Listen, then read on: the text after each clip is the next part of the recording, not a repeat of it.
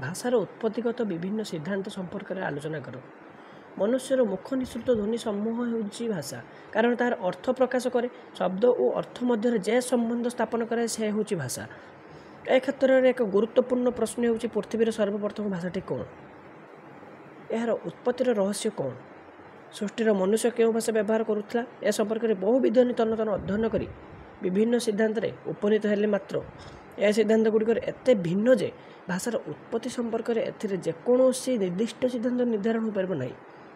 Auto person नामक जड़े भाषाविद कौन दर्शाई से भाषार उत्पत्ति और विश्वर भाषा निर्माण ए दुईटी विषय विचार हेब ना, कारण ए विषय दुईटी अनुमान आश्रित। तेज मनीष कौथुवा भाषा उत्पत्ति संपर्क में डेविड क्लिस्टर सूचना देवाक जाई भाषार उत्पत्ति विषय ओटो पर्सन 4टी मत ग्रहण करी एवं से निजे पंचम मत स्थिर कर कौन से 5 मिनट आस जाना।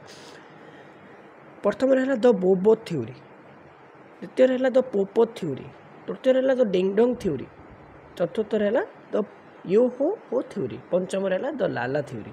भाषाविद एल.एच. ग्रे मतरे वर्तमान स्थिति में भाषार उत्पत्ति संपर्क में प्रश्नटी प्रमाण अभाव भाषा विज्ञान अध्ययन परिसर संपूर्ण बहिर्भूत होगा उचित। यार सत्य जे भाषा विज्ञानी सहित भाषार उत्पत्ति संपर्क कौन समस्या ना, तेणु एक सार्वदेशिक पारंपरिकगत विश्वास अनुसार अन्य एक सिद्धांत जन्म निए।